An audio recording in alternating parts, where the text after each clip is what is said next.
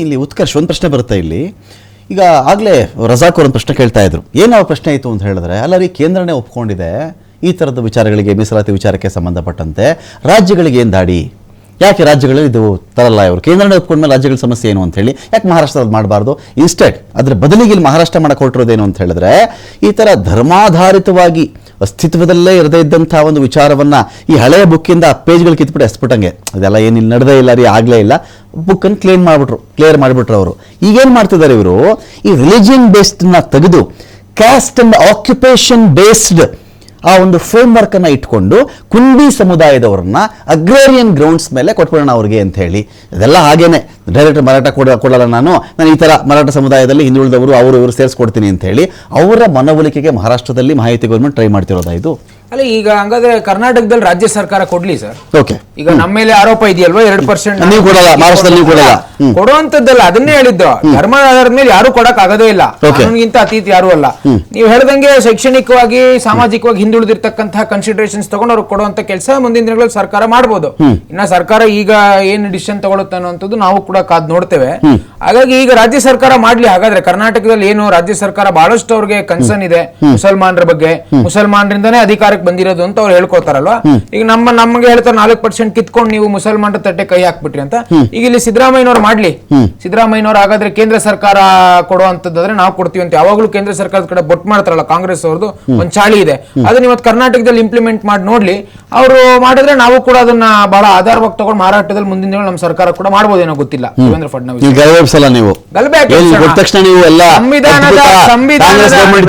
ಸಂವಿಧಾನದ ಅಡಿಯಲ್ಲಿ ಮುಸಲ್ಮಾನರಿಗಾಗ್ಲಿ ಕ್ರೈಸ್ತರಿಗಾಗ್ಲಿ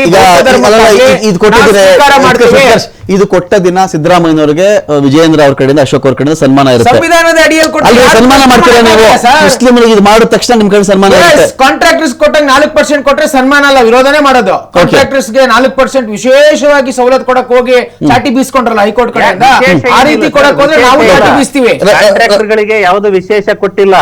already SC ST ಕೊಟ್ಟಿದ್ರು, ಆಮೇಲೆ ಬ್ಯಾಕ್ವರ್ಡ್ ಕೊಟ್ರು, ಅದಾದ್ಮೇಲೆ ಮುಸ್ಲಿಮರಿಗೆ ಕೊಡಕ್ಕಾಗಲ್ಲ ಅಂತಾನೆ ಚಾಟಿ ಬೀಸಿದ್ದು. ರಜಾಕ್ ಅವರೇ, ನೀವು ಮತ್ತೆ ಸುರುಳಿ ಸುತ್ತಿ ಯಾರು ಬೀಸಿಲ್ಲ, ಯಾರು ಚಾಟಿ ಬೀಸಿಲ್ಲ. ಕೋರ್ಟ್ ಕನ್ಸಿಡರೇಷನ್ ತಗೊಳ್ತದೆ ನೀವು ಯಾವ ಆಧಾರದ ಮೇಲೆ ಕೊಟ್ಟಿದ್ರಿ ಅಂತ. ಆಧಾರ ಕೊಟ್ಟ ಮೇಲೆ ಕೋರ್ಟ್ ಕ್ಲಿಯರ್ ಮಾಡ್ತದೆ. ಹಿಂದೆ ಕೂಡ ಕ್ಲಿಯರ್ ಆಗಿದೆ. ಸಾಧ್ಯನೇ ಇಲ್ಲ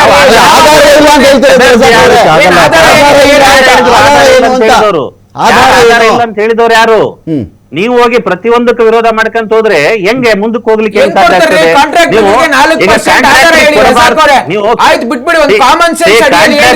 ಯಾವ ಬೇಸಿಸ್ ಮೇಲೆ ಕಾಂಟ್ರಾಕ್ಟರ್ಸ್ ಕೊಟ್ಟಿದ್ದಾರೆ ರಜಾಕ್ ಅವರೇ ಹೇಳಿ ನೋಡೋಣ.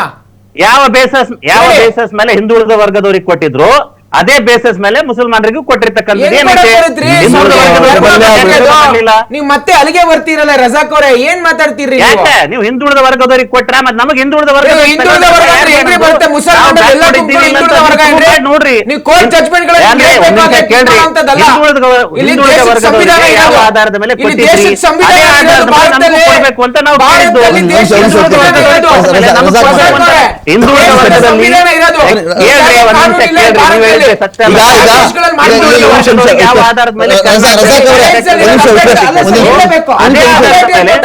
ಮುಸಲ್ಮಾನರಲ್ಲಿ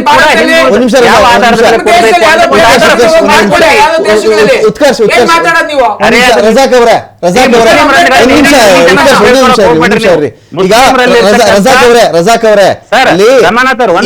ನಡುವೆ ಪ್ರಶ್ನೆ ಬಂದಿರೋದು ಏನ್ ಗೊತ್ತಾ? ಅಲ್ಲಿ ಒಂದ್ ನಿಮಿಷ ಕೇಳಿಸ್ಕೊಬಿಡಿ ರಜಾಕ್ ಅವರೇ, ಒಂದ್ ನಿಮಿಷ ಕೇಳಿಸ್ಕೊಡಿ, ನೀವು ನಾನು ಕ್ಲಿಯರ್ ಮಾಡ್ಬಿಡ್ತೀನಿ, ಸಮಸ್ಯೆ ಕ್ಲಿಯರ್ ಮಾಡ್ತೀನಿ. ಇಲ್ಲಿ ಉತ್ಕರ್ಷ ಏನ್ ಗೊತ್ತಾ, ಒಂದ್ ನಿಮಿಷ ಕೇಳಿಸ್ಕೊಳ್ರಿ, ಈಗ ಡಿಬೇಟ್ ಟೈಮ್ ಮುಗಿತಾ, ಒಂದ್ ನಿಮಿಷ ಕೇಳಿಸ್ಕೊಂಬಿಡಿ. ಇಲ್ಲಿ ಉತ್ಕರ್ಷ ಹೇಳಿದ ಇಷ್ಟೇನೆ ಅಲ್ಲ ರೀ, ಮುಸ್ಲಿಂ ಅಂತಾನೆ ಅಲ್ಲಿ ಆ ಸಮುದಾಯಕ್ಕೆ ಮೀಸಲಾತಿ ಕೊಡಕ್ ಬರಲ್ಲ, ಹಿಂದುಳಿದವರು ಮುಸ್ಲಿಮರಲ್ಲಿ ಹಿಂದುಳಿದವರು ಅಂತ ಇದ್ರೆ ಕೊಡ್ಲಿ ಅಂತ ಇದೆ ಅಂತ ಅವ್ರು ಹೇಳ್ತಿರೋದು. ಹೌದು ಸರ್, ಅದೇ ಈಗ ಮುಸ್ಲಿಮರು ಹಿಂದುಳಿದಿದ್ದಾರಾ ಇಲ್ಲ ಅಂತ ನೀವು ಪರೀಕ್ಷೆ ಮಾಡಿರಲ್ಲ, ಯಾರು ಬೇಡ ಅಂತ ಹೇಳಿದವರು? ಮುಸ್ಲಿಮರು ಹಿಂದುಳಿದಿದ್ದಾರಾ ಇಲ್ಲ ಅಂತ ನೀವು ಮುಸ್ಲಿಮರನ್ನೇ ಸಾರಾ ಸಗಟವಾಗಿ ವಿರೋಧ ಮಾಡಕ್ ಯಾಕೆ ಬರ್ತೀರಿ? ನನ್ನ ಪ್ರಶ್ನೆ ಅದು. ಬ್ಯಾಕ್ವರ್ಡ್ ಆರ್ ನಾಟ್ ಅಂತ ನೀವು ಪರೀಕ್ಷೆ ಮಾಡಲ್ಲ, ಯಾರು ಮಾಡಬೇಡ ಅಂತ ಹೇಳಿದವ್ರು ಯಾರು? ಸಿದ್ದರಾಮಯ್ಯವ್ರಿಗೆ ಹೇಳಿ, ನಮ್ ಸರ್ಕಾರ ಇದೆಯಾ? ನಿಮ್ ಸರ್ಕಾರ ಇದ್ದಾಗ ಯಾಕೆ ತೆಗೆದ್ರಿ? ಸಂವಿಧಾನ ಬದ್ಧವಾಗಿ ನಿಮ್ ಸರ್ಕಾರ ಇದ್ದಾಗ ಯಾಕೆ ತೆಗೆದ್ರಿ? ಏನ್ ಕಾರಣ ಇತ್ತು? ಯಾವ ಸರ್ವೆ ಇತ್ತು ನಿಮ್ಮ ಹತ್ರ ತೆಗಿಲಿಕ್ಕೆ?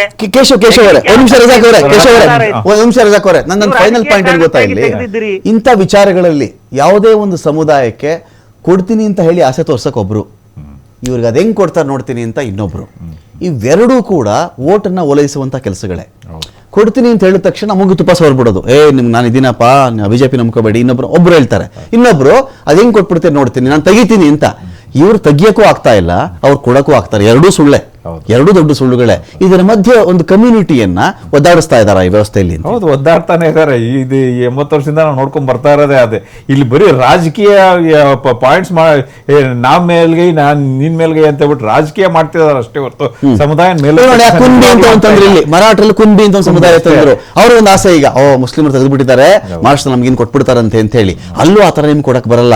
ಅದಕ್ಕೆ ಅವ್ರನ್ನ ಬ್ಯಾಕ್ವರ್ಡ್ನೆಸ್, ಇನ್ನೊಂದು ಅಗ್ರೇರಿಯನ್ ಗ್ರೌಂಡ್ಸ್, ಅವ್ರು ಹಿಂದುಳಿದ್ ಬಿಟ್ಟಿದ್ದಾರೆ, ವರ್ಗಗಳು, ಗ್ರೂಪ್ಸ್ ಅಂತ ಟ್ರೀಟ್ ಮಾಡಿ ಅವ್ರು ಕೊಡಿ ಅಂತ ಅಲ್ಲಿ ವಾದ ಶುರುವಾಗಿರೋದು ಈಗ ಮಹಾರಾಷ್ಟ್ರದಲ್ಲಿ. ಹೌದು, ಅದು ಮರಾಠ ರಿಸರ್ವೇಶನ್ ಬೇಕು ಅನ್ನೋದು ಬಹಳ ವರ್ಷಗಳಿಂದ ಅಲ್ಲಿ ಹೋರಾಟ ನಡೀತಾ ಇದೆ. ಈಗ ಮಾಹಿತಿ ಸರ್ಕಾರ ಅದಕ್ಕೇನೋ ಡಿಸಿಷನ್ ಮಾಡಿದೆ, ಯಾಕಂದ್ರೆ ಮತ್ತೆ ಅದು ಹೋರಾಟಕ್ಕೆ ದೊಡ್ಡದಾದ್ರೆ ಮತ್ತೆ ಇಲ್ಲಿ ಸಮಸ್ಯೆ ಆಗುತ್ತೆ ಅಂತ ಹೇಳಿ. ಹಾಗಾಗಿ ಇನ್ನೊಂದೇನಂದ್ರೆ ಈ ರಿಸರ್ವೇಶನ್ ಅನ್ನೋದು 80 ವರ್ಷಗಳಿಂದ ಸತತವಾಗಿ ನಡೀತಾನೆ ಇದಾವೆ. ಬೇರೆ ಹಿಂದುಳಿದಲ್ಲೂ ಅಷ್ಟೇ, ಎಷ್ಟೋ ಹಿಂದುಳಿದಲ್ಲಿ ವರ್ಗದಲ್ಲಿರೋರು ನಾವು ಎಷ್ಟಿಗೆ ಬರ್ಬೇಕು ಅಂತ ಹೋರಾಟಗಳು ಕೂಡ ನಡೀತಾ ಇದೆ. SC ಈಗ ಒಳ ಮೀಸಲಾತಿನೂ ಇತ್ತೀಚೆಗೆ ಅಷ್ಟೇ ಕೊಟ್ಟರು, ಅದನ್ನು ಅಷ್ಟೇ ಒಂದು ಸುಪ್ರೀಂ ಕೋರ್ಟ್ ಒಂದು ಕೋರ್ಟ್ ಜಡ್ಜ್ಮೆಂಟ್ ಬಂದಿದ್ದಾದ್ಮೇಲೆ ಅಲ್ಲಿ ಒಳ ಮೀಸಲಾತಿನ ಕೊಟ್ಟಿದ್ದಿಲ್ಲ ಅಂತಂದ್ರೆ ಅದು ಎಷ್ಟು ವರ್ಷಗಳಿಂದಾನು ಅದು ಆಗಿರ್ಲಿಲ್ಲ. ಆ ತರ ಬದಲಾವಣೆಗಳು ಆಗ್ತಾ ಇರ್ತವೆ. ಹಾಗಾಗಿ ಸಂವಿಧಾನ ಬಿಟ್ಟು ಮಾಡ್ಲಿಕ್ಕೆ ಯಾವುದೇ ಸರ್ಕಾರದಲ್ಲಿ ಆಗಲ್ಲ ಅಷ್ಟೇ. ಥ್ಯಾಂಕ್ ಯು ಆದ್ಮೇಲೆ ಕೂಡ ಥ್ಯಾಂಕ್ ಯು ಕೇಶವ್ ಅವರೇ, ಥ್ಯಾಂಕ್ ಯು ಉತ್ಕರ್ಷ್ ಅವರೇ. ಆದ್ಮೇಲೆ ಕೂಡ ರಜಾಕ್ ಜಿ ಇನ್ನೊಂದಿನ ಡಿಬೇಟ್ ಇಟ್ಕೊಳ್ತೀನಿ ನಾನು. ರಜಾಕ್ ಜಿ ಇನ್ನೊಂದಿನ ಡಿಬೇಟ್ ಇಟ್ಕೊಳ್ತೀನಿ. ಇವೆಲ್ಲವೂ ಒಂದೇ ಒಂದು ಗಂಟೆಯಲ್ಲಿ 45 ನಿಮಿಷ 50 ನಿಮಿಷದಲ್ಲಿ ಮುಗಿದು ಹೋಗ್ಬಿಡುತ್ತೆ ಅಂತ ನನಗೆ ಅನ್ಸಲ್ಲ. ಖಂಡಿತ ನಮ್ಮ ಕರಿತೀನಿ. 5 ವರ್ಷದ ಸಮಸ್ಯೆ ಒಂದೇ ಗಂಟೆಯಲ್ಲಿ ಮುಗಿಯಲ್ಲ. ಮಾತಾಡೋಣ ರಜಾಕ್ ಜಿ, ಇನ್ನೊಂದಿನ ಮಾತಾಡೋಣ. Thank you so much Razak ಅವರೇ, ಥ್ಯಾಂಕ್ ಯು ನಟರಾಜ್ ಗೌಡ್ರೆ, thank you Utkarsh, thank you doctor Keshav ಅವರೇ. ಮೀಸಲಾತಿಗಳ ವಿಚಾರದಲ್ಲಿ ತುಷ್ಟೀಕರಣ, ತುಚ್ಛೀಕರಣ ಎರಡೂ ಅಪಾಯಕಾರಿನೇ. ತುಷ್ಟೀಕರಣ ಮಾಡಿ ಕೆಲವರು ಓಟ್ ತಗೊಂಡ್ಬಿಟ್ಟು ಗೆದ್ದು ಬಿಡ್ತಾರೆ, ತುಚ್ಛೀಕರಣ ಮಾಡಿ ಕೆಲವರು ಓಟಿಗೆ ಪ್ರಯತ್ನ ಪಡ್ತಾ ಇರ್ತಾರೆ. ಇವುಗಳ ಆಚೆಗೆ ಈ ನೆಲದಲ್ಲಿ ಜೆನ್ಯೂನ್ ಆಗಿ ಯಾವುದೇ ಕ್ಯಾಸ್ಟ್ ಆಗಲಿ, ಯಾವುದೇ ಧರ್ಮದಲ್ಲಾಗಲಿ ಸಮಸ್ಯೆಗೆ ಸಿಕ್ಕಾಕೊಂಡಿರ್ತಕ್ಕಂಥ ವ್ಯಕ್ತಿ, ಒಂದು ಮಗು, ಒಬ್ಬ ಮನುಷ್ಯ ಯಾರೇ ಇದ್ದರೂ ಕೂಡ ಆ ಮನುಷ್ಯನಿಗೆ ನ್ಯಾಯಯುತವಾಗಿ ಏನು ಸೌಲಭ್ಯಗಳು ಸಿಗಬೇಕೋ ಅದು ಸಿಗುವಂತಾಗಲಿ ಅಂತ ಹೇಳ್ತಾ ಡಿಬೇಟ್ ಮುಗಿಸ್ತಾ ಇದ್ದೀನಿ. ನಮಸ್ಕಾರ.